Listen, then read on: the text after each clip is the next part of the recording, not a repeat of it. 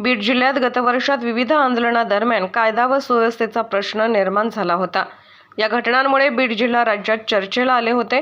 अशा घटना पुन्हा घडू नये यासाठी बीडचे पोलीस दल आगामी वर्षात सज्ज झाले आहे। 30 ऑक्टोबर रोजी मराठा आरक्षण आंदोलनादरम्यान झालेल्या जाळपोळ दगडफेक प्रकरणातील 307 आरोपी अटकेत आहेत व फरार आरोपींचा शोध घेत आहेत। तसेच बीडमधील घटनेच्या SIT चौकशीसाठी प्रक्रिया सुरू असल्याचे पोलीस अधीक्षक नंदकुमार ठाकूर यांनी सांगितले आहे।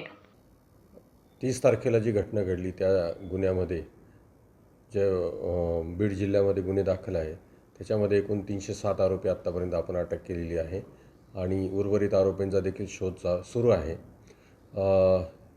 या पूर्ण जे गुन्हेगार आहेत त्यांच्यावर प्रतिबंधक कारवाई देखील आपण मोठ्या प्रमाणात केलेली आहे। यामध्ये काही गुन्हेगारांवर LCB कडनं कारवाई करण्यात आलेली आहे।